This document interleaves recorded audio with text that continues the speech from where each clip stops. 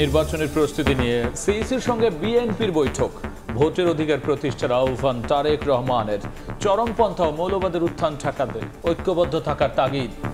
প্রধান বা উপদেষ্টা মহোদয় বলেছেন নির্বাচন হবে, নির্বাচন কমিশন প্রস্তুতি নিচ্ছে। কোন ক্ষমতার বলে উনি বললেন এটা? চরমপন্থা বা মৌলবাদের অভয়ারণ্য যেন কোনোদিন পরিণত হতে না পারে, নির্বাচনের পক্ষে আমাদের সকলকে ঐক্যবদ্ধ হতে হবে। দুই কক্ষে পিআর ভোটের দাবিতে অনড় জামাত। জুলাই সনদের আইনি ভিত্তি ও সংস্কারে সরকারকে বাধ্য করার হুঁশিয়ারি। নতুন দেশ গড়তে নতুন সংবিধান দাবি এনসিপির। লোয়ার হাউস ও আপার হাউস প্রস্তাবিত দুই হাউসেই আমরা পিআরের নির্বাচন চাই। আমরা এই দাবি পূরণে সরকারকে বাধ্য করব। নতুন বাংলাদেশের জন্য একমত হয়েছি, সেই বিষয়গুলো যদি টেকসই করতে হয় তাহলে নতুন সংবিধানের বিকল্প না। দেখছিলেন প্রধান শিরোনাম। রাতের সময় সঙ্গে আছি আমি গোলাম রাব্বি এবং আমি আফরোজা মৌটুসী। এবার অন্যান্য শীর্ষ সংবাদ। সিলেটে পাথর লুটে বিএনপি আওয়ামী লীগ সহ 7টি গ্রুপ। ভাগ বসান সরকারি কর্মকর্তারাও। আত্মগোপনে অভিযুক্তরা, প্রশাসনের বিরুদ্ধে লোক দেখানো তৎপরতার অভিযোগ। রবীন্দ্র বিশ্ববিদ্যালয়ের স্থায়ী ক্যাম্পাসের প্রকল্প পাস, শিক্ষার্থীদের আনন্দ মিছিল। আবাসন নিশ্চিতে চবির প্রশাসনিক ভবনে তালা, বিরোবিতে নির্বাচন দাবিতে অনশন। জামিন পেলেন ধানমন্ডি 32 থেকে গ্রেফতার রিকশা চালক আজিজুর। ওসির বক্তব্যের অসঙ্গতি খতিয়ে দেখছে ডিএমপি। আটকের ব্যাখ্যা তলব অন্তর্বর্তী সরকারের। রাজধানীর মহাখালীতে পেট্রোল পাম্পে ভয়াবহ আগুন, দগ্ধ একজন। ফায়ার সার্ভিসের 6টি ইউনিটের চেষ্টায় নিয়ন্ত্রণে আসলেও বিপুল ক্ষতি। তদন্তের পর জানা যাবে কারণ।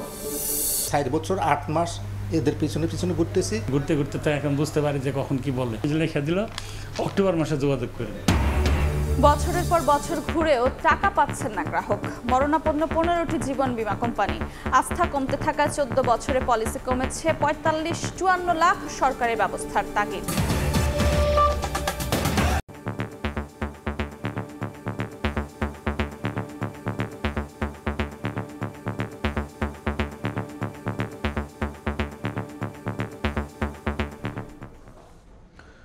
দেশে চরমপন্থা ও মৌলবাদের উত্থান ঠেকাতে বিএনপি প্রতিজ্ঞাবদ্ধ, জানিয়ে জনগণের ভোটাধিকার প্রতিষ্ঠায় সবাইকে ঐক্যবদ্ধ থাকার আহ্বান জানিয়েছেন বিএনপির ভারপ্রাপ্ত চেয়ারম্যান তারেক রহমান।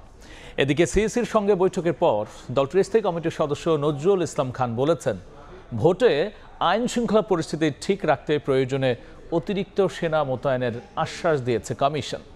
ফেব্রুয়ারিতে ভোট হবে না এমন কথা বলা দলের ক্ষমতার উৎস নিয়েও প্রশ্ন করেন তিনি। আগামী ত্রয়োদশ জাতীয় সংসদ নির্বাচন সামনে রেখে প্রধান নির্বাচন কমিশনার এএমএম নাসির উদ্দিনের সঙ্গে বৈঠক করতে রোববার বিকেলে আগারগাঁওয়ে কমিশন ভবনে বিএনপি নেতারা। দলটির স্থায়ী কমিটির সদস্য নজরুল ইসলাম খানের নেতৃত্বে 3 সদস্যের প্রতিনিধি সিইসির কাছে নির্বাচন প্রস্তুতি, আইন শৃঙ্খলা পরিস্থিতি, প্রবাসীদের ভোটাধিকার এবং নির্বাচনী আসনের সীমানা নির্ধারণ সহ বিভিন্ন বিষয় তুলে ধরেন। পরে গণমাধ্যমে কথা বলেন নজরুল ইসলাম খান। ফেব্রুয়ারিতে ভোট হবে না এমন কথা বলা দলের ক্ষমতার উৎস নিয়ে প্রশ্ন তোলেন তিনি। ভোটে আইন শৃঙ্খলা পরিস্থিতি ঠিক রাখতে প্রয়োজনে অতিরিক্ত সেনা মোতায়েনে কমিশন আশ্বাস দিয়েছে বলেও জানান বিএনপি নেতা। প্রধান বা উপদেষ্টা মহোদয় বলেছেন নির্বাচন হবে, নির্বাচন কমিশন প্রস্তুতি নিচ্ছে। তারপরে কিসের ভিত্তিতে, কোন ক্ষমতার বলে উনি বললেন এটা, এ ব্যাপারে বোধহয় তাকে জিজ্ঞেস করলে ভালো হয়। নির্বাচন কমিশন থেকে যেটা বলা হলো, নির্বাচনের সময়ে যদি প্রয়োজন হয় তারা আরও বেশি সংখ্যক সেনা সদস্য মোতায়েনের ব্যাপারে তারা অনুরোধ করবেন। এদিকে জাতীয় প্রেস ক্লাবে কবিতা পরিষদের আয়োজনে যুক্তরাজ্য থেকে ভার্চুয়ালি যুক্ত হন বিএনপির ভারপ্রাপ্ত চেয়ারম্যান তারেক রহমান। এ সময় তিনি বলেন, দেশে চরমপন্থা ও মৌলবাদ যেন আর আসতে না পারে, সেজন্য প্রতিজ্ঞাবদ্ধ বিএনপি। চরমপন্থা বা মৌলবাদের অভয়ারণ্য যেন কোনোদিন পরিণত হতে না পারে, সেটিও কিন্তু আমাদের প্রত্যাশা, সেটিও আমাদের লক্ষ্য। বাক স্বাধীনতা নিশ্চিতে জনগণের ভোটের অধিকার প্রতিষ্ঠায় সবাইকে ঐক্যবদ্ধ থাকার আহ্বানও জানান বিএনপির ভারপ্রাপ্ত চেয়ারম্যান। লেখার স্বাধীনতার কথা বলেছেন, মত প্রকাশের স্বাধীনতার কথা বলেছেন, আপনার মত পার্থক্য তুলে ধরার কথা বলেছেন, সমালোচনার কথা বলেছেন। আমরা সেই অধিকারগুলোকে প্রতিষ্ঠিত করতে পারি যদি আমরা একটি অ্যাকাউন্টেবল রাষ্ট্র ব্যবস্থা গড়ে তুলতে সক্ষম হই, এবং সেটি একমাত্র করা সম্ভব মানুষের ভোটের অধিকার রক্ষার মাধ্যমে। একই অনুষ্ঠানে বিএনপির স্থায়ী কমিটির সদস্য সালাউদ্দিন আহমদ বলেন, ফ্যাসিবাদ আর যেন ফিরে আসতে না পারে সেজন্য সবাইকে সজাগ থাকতে হবে। বাংলাদেশের মানুষের ইচ্ছার অভিপ্রায় সবকিছু আছে, বাস্তবায়নটা আমরা করি না, এটাই হলো ব্যবধান। আহমেদ সালেহীন, সময় সংবাদ, ঢাকা। জুলাই সনদের আইনি ভিত্তি ছাড়া নির্বাচন হলে আরেকটি ফ্যাসিবাদের জন্মের শঙ্কা জামায়াতের। উচ্চ ও নিম্ন দুই কক্ষে পিআর পদ্ধতি ছাড়া সুষ্ঠু নির্বাচন হবে না বলে মনে করে দলটি। মৌলিক সংস্কারের দাবি পূরণে সরকারকে বাধ্য করার হুঁশিয়ারি নেতাদের। আর নতুন দেশ গড়তে সব দলকে ঐক্যবদ্ধ থেকে জুলাই সনদ বাস্তবায়নের আহ্বান এনসিপির। জুলাই ঘোষণাপত্র ও জুলাই সনদের আইনি ভিত্তি ও করণীয় শীর্ষক সেমিনার আয়োজন করে বাংলাদেশ জামায়াতে ইসলামী। এতে দলের শীর্ষ নেতাদের পাশাপাশি অংশ নেন বিভিন্ন রাজনৈতিক দল ও সুশীল সমাজের প্রতিনিধিরা। অনুষ্ঠানে অংশ নিয়ে জাতীয় নাগরিক পার্টির সদস্য সচিব আক্তার হোসেন বলেন, সব রাজনৈতিক দলকে ঐক্যবদ্ধ থেকে জুলাই সনদ বাস্তবায়ন করতে হবে। বাংলাদেশের মানুষেরা জুলাই সনদ বাস্তবায়নের আইনি ভিত্তি পাবে, গণপরিষদ নির্বাচনের মধ্য দিয়ে নতুন সংবিধান হবে, ফ্যাসিবাদী সংবিধান থেকে মানুষ মুক্তি পেয়ে গণতন্ত্রের পথে বাংলাদেশের উত্তরণ ঘটবে। জুলাই সনদের আইনি ভিত্তি না নিয়ে নির্বাচন হলে নতুন করে ফ্যাসিবাদের জন্ম হবে মন্তব্য করে জামায়াতের সেক্রেটারি জেনারেল মিয়া গোলাম পরওয়ার বলেন, পিআর পদ্ধতি ছাড়া কখনোই সুষ্ঠু নির্বাচন হবে না। আইনি ভিত্তি না দিয়ে বিদ্যমান কাঠামোতে নির্বাচন হলে আরেকটা হাসিনার জন্ম হবে, আরেকটা ফ্যাসিবাদের জন্ম হবে। লোয়ার হাউস ও আপার হাউস প্রস্তাবিত দুই হাউজেই আমরা পিআরের নির্বাচন চাই। পিআর সংস্কার এবং জুলাই সনদের আইনি ভিত্তির দাবি পূরণে সরকারকে বাধ্য করা হবে বলে হুঁশিয়ারি দেন জামায়াতের নায়েবে আমির সৈয়দ আব্দুল্লাহ মোহাম্মদ তাহের। আমরা যারা পিআর চাই, যারা সংস্কার চাই, যারা দুর্নীতিমুক্ত বাংলাদেশ চাই, সবাই মাঠে আবার ঐক্যবদ্ধভাবে যৌথভাবে আমরা এই দাবি পূরণে সরকারকে বাধ্য করব। পিআর পদ্ধতিতে ভোটের পক্ষে একটি দল ছাড়া সব রাজনৈতিক দল একই মঞ্চে আছে বলে মন্তব্য করেন জামায়াতের নায়েবে আমির। আবু সাইদ নিশান, সময় সংবাদ, ঢাকা। জুলাই সনদের চূড়ান্ত খসড়ায় কিছু অসঙ্গতি দেখছে বিএনপি। দলটির নেতারা বলছেন, সাংবিধানিক রূপ দিতে হলে সংসদের মাধ্যমে করতে হবে, অন্য কোনো উপায় নেই। আর জামায়াত বলছে, বাস্তবায়ন প্রক্রিয়া পরবর্তী নির্বাচিত সরকারের হাতে ছাড়লে জাতির সঙ্গে প্রতারণা করা হবে। অন্যদিকে সনদের বৈধতা নিয়ে প্রশ্ন তোলার সুযোগ না রাখার পক্ষে সমর্থন জানিয়ে উচ্চকক্ষ গঠনে পিআর পদ্ধতির সুরাহা চায় এনসিপি। আর সিপিবি বলছে, খসড়ায় ফুটে উঠেছে বিশেষ গোষ্ঠীর বয়ান। শনিবার কাঙ্ক্ষিত জুলাই সনদের পূর্ণাঙ্গ খসড়া পেয়েছে রাজনৈতিক দলগুলো। এতে বলা হয়েছে, আইনি বৈধতা নিয়ে আদালতে প্রশ্ন তোলা যাবে না। সংবিধানে ভিন্ন কিছু থাকলেও প্রাধান্য পাবে সনদ। স্বাক্ষর করার প্রস্তুতি হিসেবে 20 আগস্টের মধ্যে চূড়ান্ত মতামত চেয়েছে জাতীয় ঐকমত্য কমিশন। প্রশ্ন তোলার সুযোগ না রাখার পক্ষে সমর্থন জানিয়ে সনদের চূড়ান্ত খসড়ার বাস্তবায়নের প্রক্রিয়া উল্লেখ না থাকায় হতাশা জানিয়েছে এনসিপি। তবে প্রশ্ন তোলা যাবে না এমন অঙ্গীকারনামাকে গণতন্ত্রের সঙ্গে সাংঘর্ষিক বলছে সিপিবি। আদালতের প্রশ্নের ক্ষেত্রে এই ধরনের কেউ যাতে কোনো রিট করতে না পারে, এই পুরো প্রক্রিয়া নিয়ে, পুরো বিষয়টি নিয়ে, বিধানাবলী নিয়ে, আর এর ব্যাখ্যাটা যেন সুপ্রিম কোর্টের আপিল বিভাগের কাছে ন্যস্ত থাকে। জুলাই সনদ এটা তো আমাদের জন্য অতি প্রয়োজনীয়, একটা অত্যাবশ্যকীয় হয়ে দাঁড়িয়েছে। আমরা মনে করেছিলাম সরকার এটি নির্বাচনের আগেই পরিপূর্ণভাবে বাস্তবায়ন করবে, কিন্তু সেই দিক থেকে আসলে তেমন কোনো দিক রেখা বা রূপরেখা আমরা এই খসড়াতে এখনো পাইনি। প্রশ্ন তোলা যাবে না, বিশেষ করে আদালতে, এটা কোনো গ্রহণযোগ্য কথা না। এটা হবে যেন আমরা দায় মুক্তি দিচ্ছি, কিন্তু দায় মুক্তি দেওয়া এটা গণতন্ত্রের বিপরীতমুখী অবস্থান। খসড়ায় কিছু অসামঞ্জস্য রয়েছে জানিয়ে বিএনপি নেতা সালাউদ্দিন আহমদ বলেন, সনদকে সাংবিধানিক রূপ দিতে হলে সংসদে যেতে হবে। আরেক নেতা ইকবাল হাসান মাহমুদ টুকু বলেন, বাস্তবায়ন প্রক্রিয়া নিয়ে যারা জলঘোলা করছে তারা পতিত সরকারকে সহায়তা করছে। কিছু বিষয়ে অসামঞ্জস্যতা আছে, আর কিছু বিষয়ে সঠিকভাবে উপস্থাপিত হয়নি। তবে এগুলো আমরা আমাদের মতামতে উল্লেখ করে তাদেরকে জানিয়ে দেব। ওনারা 20 তারিখের মধ্যে পাঠাতে বলেছেন, আমরা এর ভিতরে আশা করি পাঠাতে পারব। আমরা জাতীয় ঐক্য স্বার্থে আমরা ছাড় দিয়েছি, আমরা এগ্রি করেছি। সাংবিধানিক রূপ দিতে হলে পার্লামেন্টে যেতে হবে, সুতরাং পার্লামেন্টে ছাড়তেই হবে। যত জল ঘোলা করা হবে, পানি ঘোলা করা হবে, তত পতিত সরকারের সুবিধা হবে। সনদের বাস্তবায়ন পরবর্তী নির্বাচিত সরকারের হাতে ছেড়ে দিলে জাতির সঙ্গে প্রতারণা করা হবে বলে মন্তব্য করেছে জামায়াতে ইসলামী। জাতির কাছে ওনাদের প্রতিশ্রুতি বাস্তবায়ন করতে হলে এই সরকারকে জুলাই সনদকে আইনি ভিত্তি দিয়ে অবশ্যই এই সরকারের মেয়াদের মধ্যে নির্বাচনের পূর্বেই এর আইনি প্রক্রিয়া বাস্তবায়ন করতে হবে। ঐকমত্য কমিশনের মেয়াদ 15 সেপ্টেম্বর পর্যন্ত 1 মাস বাড়িয়ে মন্ত্রিপরিষদ বিভাগ থেকে প্রজ্ঞাপন জারি করা হয়েছে। বাস্তবায়ন প্রক্রিয়া এবং সনদ চূড়ান্ত করতে রাজনৈতিক দলগুলোর সাথে আবারও বৈঠক হওয়ার কথা রয়েছে ঐকমত্য কমিশনের। হাসান ওয়ালি, সময় সংবাদ, ঢাকা। বিদেশে বাংলাদেশের দূতাবাস থেকে রাষ্ট্রপতির ছবি সরানোর সঙ্গে নির্বাচনের কোনো সম্পর্ক নেই। প্রধান উপদেষ্টার নির্দেশনা অনুযায়ী আগামী ফেব্রুয়ারিতেই নির্বাচন হবে বলে জানিয়েছেন পরিবেশ উপদেষ্টা। সিলেটে পাথর লুটে স্থানীয় প্রশাসনের যোগসাজশ বা নীরব ভূমিকার বিষয়ে ব্যবস্থা নেওয়ার কথাও জানান তিনি। আগামী জানুয়ারিতেই চীনের সহায়তায় তিস্তা মহাপ্রকল্পের কাজ শুরু হচ্ছে বলেও জানান উপদেষ্টা। রোববার দুপুরে সচিবালয়ে সাম্প্রতিক বিভিন্ন ইস্যুতে সাংবাদিকদের সঙ্গে মতবিনিময়কালে পরিবেশ উপদেষ্টা সৈয়দা রিজওয়ানা হাসান জানান, বিদেশি মিশন থেকে রাষ্ট্রপতির ছবি সরানোর ব্যাপারে কোনো আদেশ হয়েছে বলে তার জানা নেই। উপদেষ্টা পরিষদেও এ নিয়ে কোনো সিদ্ধান্ত হয়নি। এর সঙ্গে আগামী নির্বাচনেরও কোনো সম্পর্ক নেই। সরকার সকল উপদেষ্টা পরিষদ এরকম তো উপদেষ্টা পরিষদের বৈঠক তো হয়নি, আর আদৌ এরকম কোনো মৌখিক নির্দেশ দিয়েছে কিনা, আদৌ সরানো হচ্ছে কিনা সেগুলো তো জানি না। আমি বলতে পারছি না যে আসলে প্রেক্ষিতটা কি, কিন্তু এটার সাথে নির্বাচনের কোনো সম্পর্ক আছে বলে আমার মনে হচ্ছে। প্রধান উপদেষ্টার নির্দেশনা অনুযায়ী আগামী ফেব্রুয়ারিতেই নির্বাচন হবে জানিয়ে বলেন, ফেব্রুয়ারিতে নির্বাচন হবে না এটি কোনো রাজনৈতিক দলের নিজস্ব মত। সরকার বলেছে ফেব্রুয়ারিতে নির্বাচন হবে, সরকার সেই মোতাবেক নির্বাচন কমিশনকে প্রস্তুতি নিতে বলেছে। অবাধ বাক স্বাধীনতার সময় আছি তো আমরা, যার যেরকম মন চায় সে সেরকম বলছে। তার রাজনৈতিক অবস্থানে কোনো একটা কিছু সুটেবল হলে সে একরকম বলছে, সুটেবল না হলে সে আরেক রকম বলছে। এদিকে সিলেটের ভোলাগঞ্জে সম্প্রতি পাথর লুটের ঘটনায় স্থানীয় প্রশাসনের যোগসাজশ বা নীরব ভূমিকার বিষয়ে ব্যবস্থা নেওয়ার কথা জানান উপদেষ্টা।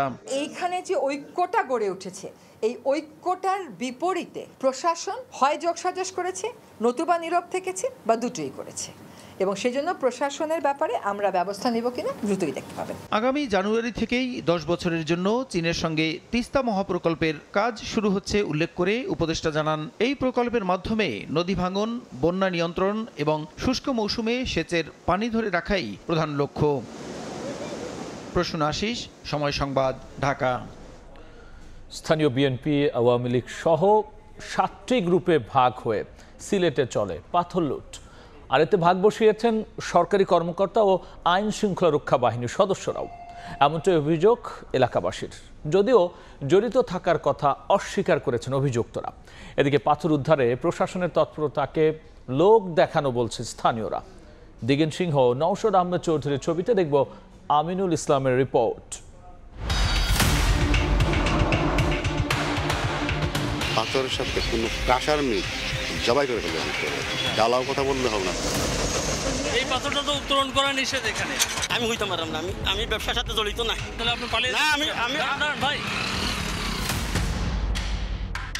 গত বছরের 13 অক্টোবর ভোলাগঞ্জ সাদা পাথর এলাকা থেকে রাতের অন্ধকারে অবাধে পাথর লুটপাটকারী চক্রের তাণ্ডব তুলে ধরে বিশেষ প্রতিবেদন প্রচার করে সময় সংবাদ।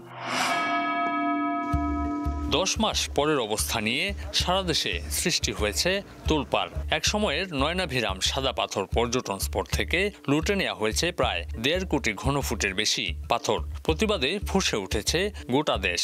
এখন আবার লুটের পাথর ফিরিয়ে এনে পূর্বের অবস্থায় নেবার চেষ্টা চলছে। মিডিয়া দেখেও দেখেন না, পুলিশে দেখেও দেখেন না। জেলা প্রশাসনের গাফলতির কারণে এই ধরনের একটা অপকর্ম হয়ে গিয়েছে। অনেকটা সিনেমার গল্পের মতো শোনালেও সময় সংবাদের অনুসন্ধান বলছে, দেশ বিদেশে আলোচনার তুঙ্গে থাকা সিলেটের সাদা পাথর পর্যটন এলাকার এই তুলপাড় করা ঘটনাটি একটি পরিকল্পিত ও সমন্বিত সংগঠিত অপরাধ। স্থানীয় প্রশাসনের কতিপয় কর্মকর্তা, কর্মচারী ও রাজনৈতিক নেতাদের যুগসাজশে এই লুটপাট পেয়েছিল অঘোষিত বৈধতা।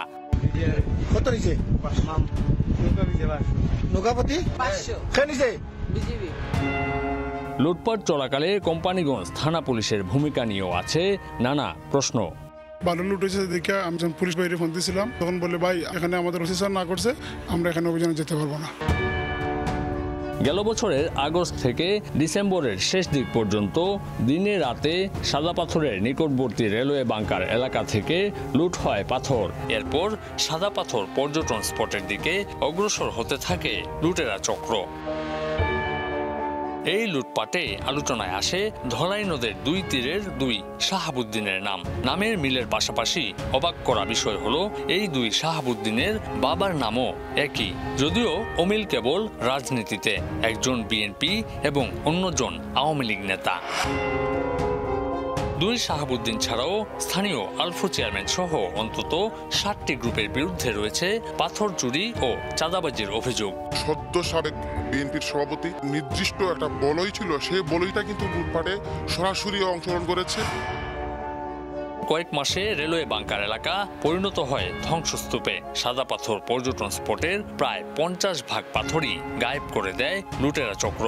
লুটপাট যখন শতভাগ সফল, তখন টনক নড়ে সবারই। দলীয় পদ স্থগিত হয় কোম্পানীগঞ্জ উপজেলা বিএনপির সভাপতি সেই শাহাবুদ্দিনের।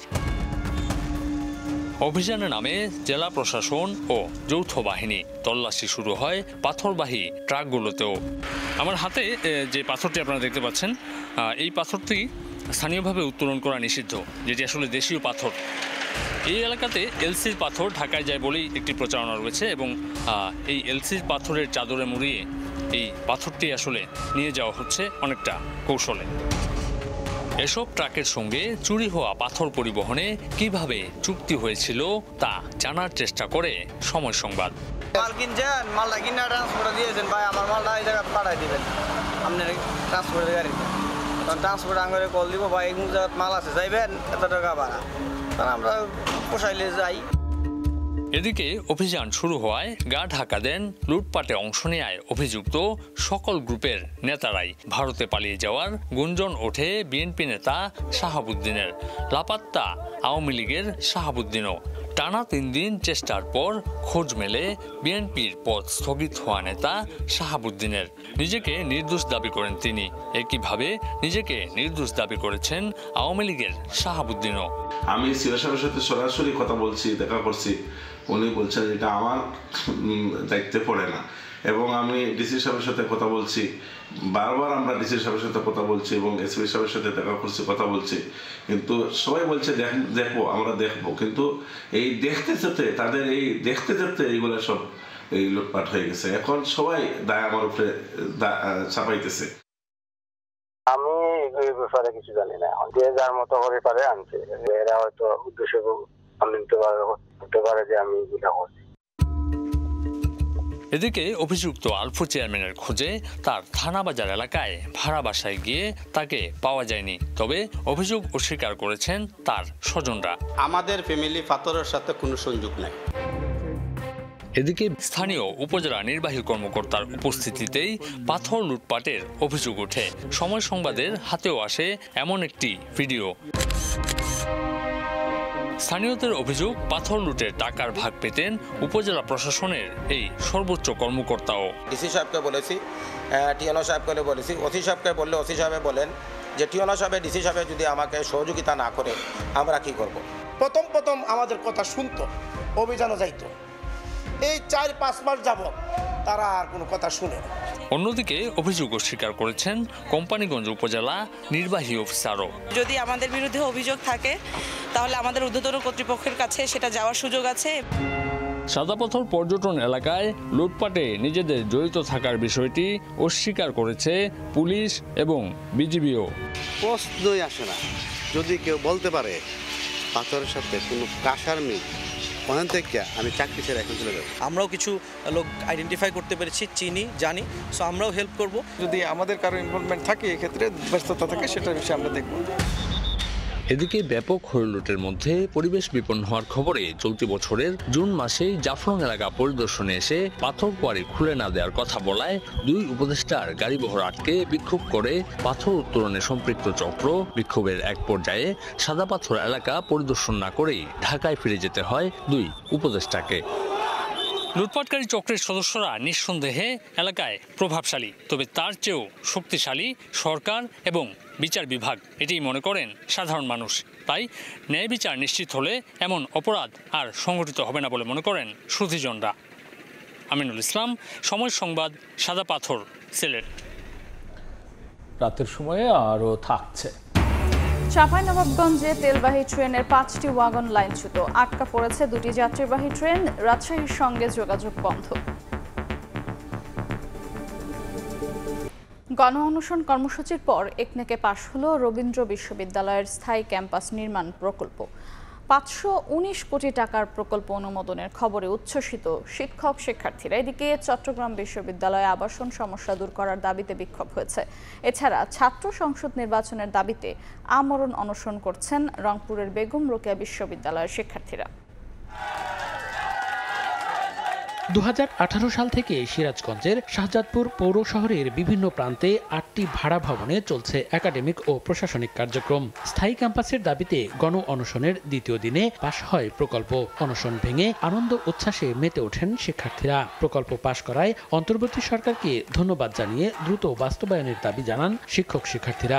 আপনারা দোয়া করবেন যেন আমরা খুব দ্রুত আমাদের কাজ শুরু হয়ে যায়, আমরা যেন ক্যাম্পাসে পেয়ে যাই। আমরা অত্যন্ত আনন্দিত যে সরকার এটি বুঝছে এবং রবীন্দ্র বিশ্ববিদ্যালয়ের স্থায়ী ক্যাম্পাস যেভাবে হওয়ার কথা, যেখানে হওয়ার কথা, আইনে যেভাবে নির্দেশনা দেওয়া আছে সেভাবেই সরকার এটি অনুমোদন দিয়েছে। চট্টগ্রাম বিশ্ববিদ্যালয়ে আবাসন সুবিধা পান মাত্র 13% শিক্ষার্থী। এর উপর আছে হলে সিট বন্টনে দুর্নীতি। শতভাগ আবাসন নিশ্চিতের দাবিতে প্রশাসনিক ভবনের সামনে সমাবেশ করেন শিক্ষার্থীরা। পরে প্রশাসনিক ভবনে তালা দিয়ে বিক্ষোভ করেন তারা।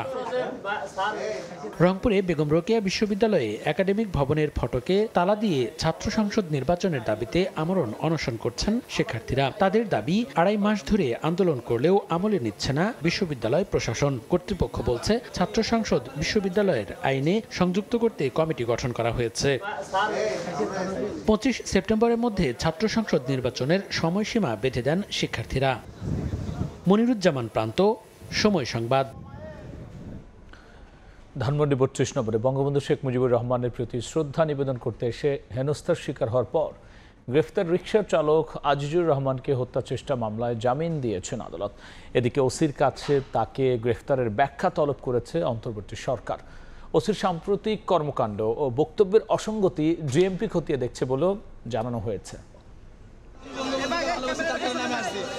বঙ্গবন্ধু শেখ মুজিবুর রহমানের 50তম শাহাদত বার্ষিকী উপলক্ষে গত 15 আগস্ট রাজধানীর ধানমন্ডির 32 নম্বরে ফুলের তোড়া নিয়ে শ্রদ্ধা নিবেদন করতে যান রিকশা চালক আজিজুর রহমান। সেখানে গিয়ে হেনস্থার শিকার হন তিনি। এ সময় তাকে আটক করে ধানমন্ডি থানায় নিয়ে যায় পুলিশ। পরদিন হত্যা চেষ্টা মামলায় গ্রেফতার দেখিয়ে আজিজুরকে আদালতে পাঠিয়ে কারাগারে আটকে রাখার আবেদন করে পুলিশ। পরে আদালত তাকে কারাগারে প্রেরণ করেন। সামাজিক মাধ্যমে প্রতিবাদ ও সমালোচনায় সরব হন অনেকে। রোববার ডিএমপির পক্ষ থেকে বিবৃতি দিয়ে দাবি করা হয় আজিজকে হত্যা মামলায় নয়, এপ্রিল মাসের একটি নিয়মিত মামলায় গ্রেফতার দেখানো হয়েছে। রোববার আজিজুরের গ্রেফতারের বিষয়ে ওসির ব্যাখ্যা চেয়ে বিবৃতি দেয় অন্তর্বর্তী সরকার। একই সঙ্গে ওসির বক্তব্যের অসঙ্গতি খতিয়ে দেখা হচ্ছে বলেও জানানো হয় বিবৃতিতে। ঢাকার মেট্রোপলিটন ম্যাজিস্ট্রেট আদালতে জামিন চেয়ে আবেদন করেন অ্যাডভোকেট ফারজানা ইয়াসমিন রাখি। রোববার শুনানি শেষে তার জামিন মঞ্জুর করেন বিচারক। তার বিরুদ্ধে আর কোনো মামলা না থাকায় কারামুক্তিতেও বাধা নেই। মাসুদুর রহমান, সময় সংবাদ, ঢাকা। অক্টোবরে শেষ হচ্ছে শেখ হাসিনার বিরুদ্ধে মানবতা বিরোধী মামলার সাক্ষ্য গ্রহণ। মোট 81 জন আসামির বিরুদ্ধে এরই মধ্যে 9 জনের সাক্ষ্য ও জেরা সম্পন্ন হয়েছে। জবানবন্দি দিতে মানসিকভাবে প্রস্তুতি নিচ্ছেন আসামি থেকে রাজসাক্ষী হওয়া সাবেক আইজিপি চৌধুরী আব্দুল্লাহ আল মামুন।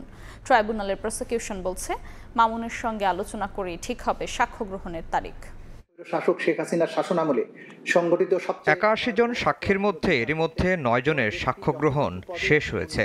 তাদের জেরা করেছেন শেখ হাসিনা ও কামালের পক্ষে রাষ্ট্রনিযুক্ত আইনজীবী। কিন্তু সাবেক পুলিশ মহাপরিদর্শক চৌধুরী আব্দুল আল মামুনের আইনজীবী কোনো সাক্ষীকেই জেরা করেননি। পুরোটা সময় কাঠগড়ায় নিশ্চুপ বসে থাকতে দেখা গেছে মামুনকে।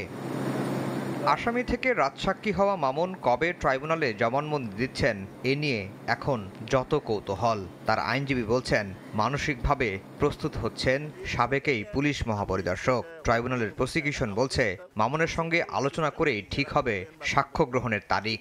আমরা ওনার সাথে আলোচনা করে ঠিক করবো। আপনারা সেদিন জানতে পারবেন, কারণ এটা গোপনীয় বিষয় না, সাক্ষী উনি প্রকাশে দিচ্ছেন। একজন অভিযুক্ত যদি ক্ষমা পায় তার মানে এই নয় যে তার অধস্তন সকলেই ক্ষমা পেয়ে যাবে। এদিন শেখ হাসিনা, আসাদুজ্জামান খান কামাল ও চৌধুরী আব্দুল আল মামুনের বিরুদ্ধে 4 জন সাক্ষ্য দিয়েছেন। এর মধ্যে 2 জন উত্তরায় হত্যাযজ্ঞের ঘটনায়, 1 জন আশুলিয়ায় লাশ পোড়ানো এবং আরেকজন খুলনায় মানবতাবিরোধী অপরাধের ঘটনায় সাক্ষ্য দিয়েছেন। সাবেক প্রধানমন্ত্রী শেখ হাসিনা, সাবেক স্বরাষ্ট্রমন্ত্রী আসাদুজ্জামান খান কামাল, পুলিশের আইজিপি চৌধুরী আবদুল্লাহ আল মামুন, সাবেক সেতুমন্ত্রী ওবায়দুল কাদের, তালুকদার আব্দুল খালেক, পুলিশ কমিশনার খুলনা, অর্থাৎ যারা এই ঘটনার জন্য দায়ী সকলের বিচার দাবি করেছেন। তদন্তকারী কর্মকর্তা ছাড়া অন্যান্য সাক্ষী আমরা আশা করছি যে আমরা আগামী মাসের মধ্যে, না হলে পরবর্তী মাসের ফার্স্ট উইকে উপস্থাপন কমপ্লিট করতে পারব। এদিকে রামপুরা, মোহাম্মদপুর, যাত্রাবাড়ি, গাজীপুরের কোনাবাড়ির আলাদা 4 মামলায় 15 জন আসামিকে ট্রাইব্যুনালে হাজির করা হয়। প্রসিকিউশনের সময় আবেদনে এসব মামলা তদন্ত রিপোর্ট দাখিল পিছিয়ে দিয়েছেন ট্রাইব্যুনাল। আফজাল হোসেন, সময় সংবাদ, ঢাকা। জীবন বীমার 15টি কোম্পানি মরণাপন্ন। এ খাতের নিয়ন্ত্রক সংস্থা ইডরা বলছে মধ্যম ঝুঁকিতে রয়েছে আরও 15টি, স্থিতিশীল মাত্র 6টি প্রতিষ্ঠান।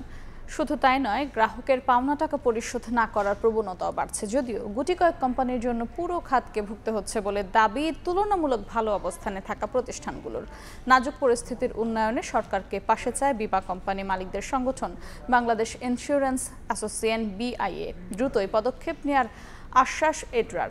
কামরুল হাসান সবুজের রিপোর্ট।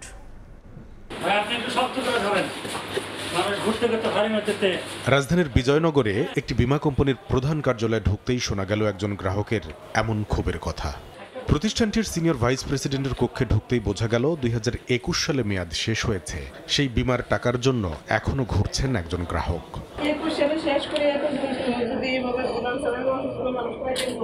অবশ্য কর্তৃপক্ষ জানালো নতুন করে তেমন একটা পলিসিও নিচ্ছে না বিপর্যস্ত কোম্পানিটি। আপাতত নতুন পলিসি কম। দেখা মিলল আরো কয়েকজন গ্রাহকের, তারাও জানালেন তাদের একই রকম অভিজ্ঞতার কথা। ম্যাচিউরড হওয়ার পরে 4 বছর 8 মাস এদের পিছনে ঘুরতে ঘুরতে তো এখন বুঝতে পারি যে কখন কি বলে। লেখা দিল অক্টোবর মাসে যোগাযোগ করেন। 10 বছর পরে যাইও আরো 7 বছর প্লাস হয়ে গেছে। মৃত্যু দাবির ওই কাগজপত্র জমা দিয়ে গেছি, 7 বছর হয়েছে। আমি যেতে কোনো পাইতে আসি না, তো আমি আরেকজনের কেন বলবো। গ্রাহকের বীমা বিমুখ অবস্থানের কারণও মিলছে এ খাতের নিয়ন্ত্রক সংস্থা ইডরার তথ্যে। আস্থা কমতে থাকায় 2024 সাল পর্যন্ত 14 বছরে জীবন বীমায় পলিসি কমেছে 54 লাখ। 2024 সালে 12,965 কোটি 74 লাখ টাকা বীমা দাবির বিপরীতে কোম্পানিগুলো পরিশোধ করেছে 8,590 কোটি 68 লাখ টাকা।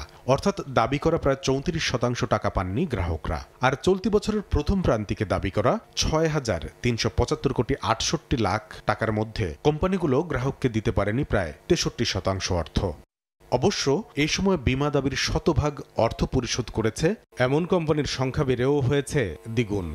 গুটি কয়েক মরণাপন্ন জীবন বীমা কোম্পানির জন্য পুরো খাতকে মাসুল গুনতে হচ্ছে বলে দাবি তুলনামূলক ভালো কোম্পানিগুলোর। ক্ষতিগ্রস্ত পিপল কিন্তু আমাদের বাই রিক্সাওয়ালা, একেবারে দিনমজুর, কৃষক। আমরা যদি 36টা লাইফ ইন্স্যুরেন্সকে ধরি, 30টা কোম্পানি কিন্তু এক্সিলেন্ট পেমেন্ট করছে। ওইটা কিন্তু আমরা যারা পাচ্ছে তারা কিন্তু বলছে না, একদিনও ক্লেম সেটেল করছে এমন কোম্পানি মার্কেটে আছে। যাদের কারণে বিপদে পড়েছে বীমা খাত, তাদের শাস্তির আওতায় নিয়ে আসার পাশাপাশি গ্রাহক সুরক্ষায় বিশেষ তহবিল নিয়ে সরকারকে এগিয়ে আসার তাগিদ বাংলাদেশ ইন্স্যুরেন্স অ্যাসোসিয়েশনের। যারা অন্যায় করেছে তাদেরকে অবশ্যই পানিশমেন্টের আওতায় আনা উচিত। একটা জায়গাতে আসলে সরকার একটা সাপোর্ট দিয়ে যদি সাময়িক টাইমের যদি নেয়, তারপর এটাকে নিয়ে একটা পর্যায়ে গিয়ে তারা সেই লোনটা হয়তো পরিশোধ হয়ে যেতে পারে, যেটা ব্যাংকে তারা করতেছে। তাহলে গ্রাহকের কিন্তু একটা নির্ভরশীল হলো যে না, আমি আমার টাকাটা পাবো।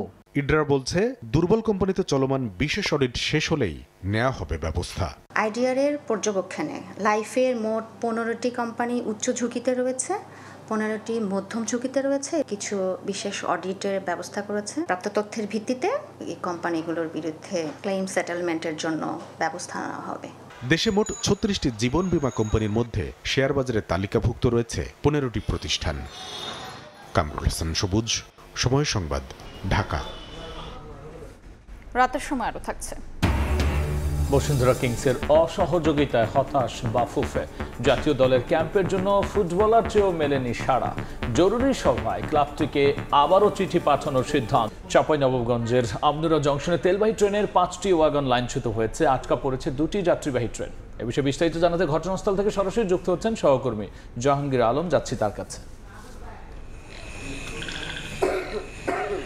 খুলনা থেকে ছেড়ে আসা চাঁপাইনবাবগঞ্জের আমনুরা জংশনগামী এই তেলবাহী যে ট্রেনটি আসছিল সেই ট্রেনটি জংশনে প্রবেশ করার মুখেই আসলে পেছন থেকে 5টি বগি লাইনচ্যুত হয়েছে এবং আমরা যেটি দেখতে পাচ্ছি এখন এই লাইনচ্যুতির ফলে আসলে আরও 2টি যাত্রীবাহী ট্রেন রহনপুর থেকে রাজশাহীগামী পুনর্ভবা কমিউটার ট্রেন এবং রহনপুর থেকে ঈশ্বরদী কমিউটার ট্রেন 2টি ট্রেন আসলে আটকা পড়েছে এবং রেলওয়ে কর্মকর্তারা বলছেন আসলে এখনও আসলে নিশ্চিত হওয়া যায়নি কোন কারণে বা কিভাবে আসলে এই লাইনচ্যুতির ঘটনা ঘটলো।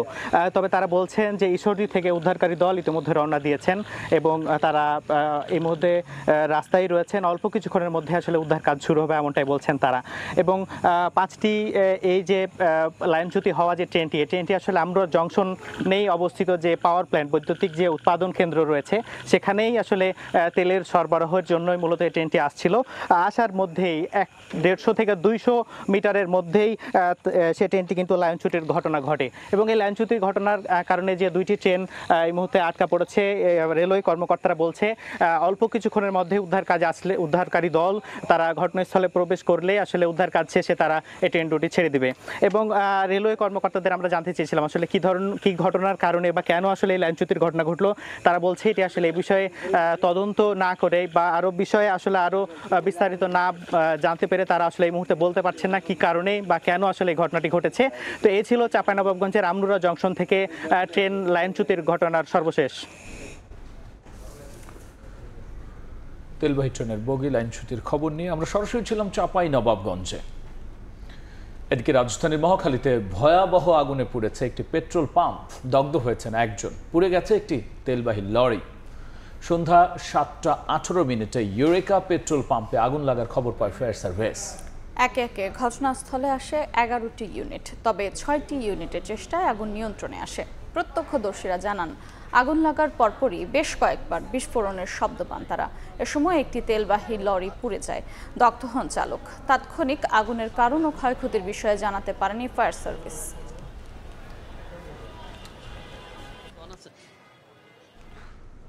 বগুড়ায় একটি খাল থেকে 6টি হ্যান্ড গ্রেনেড উদ্ধার করা হয়েছে। দুপুরে শহরের বরখিখালে মানিক নামে এক যুবক তার পরিবারের 2 সদস্যকে নিয়ে মাছ ধরতে যান।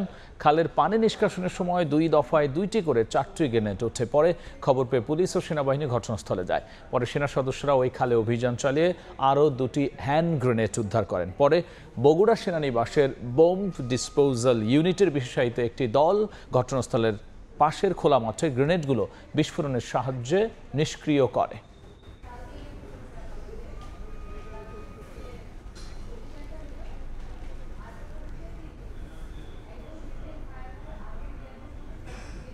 এবার আবহাওয়ার খবর।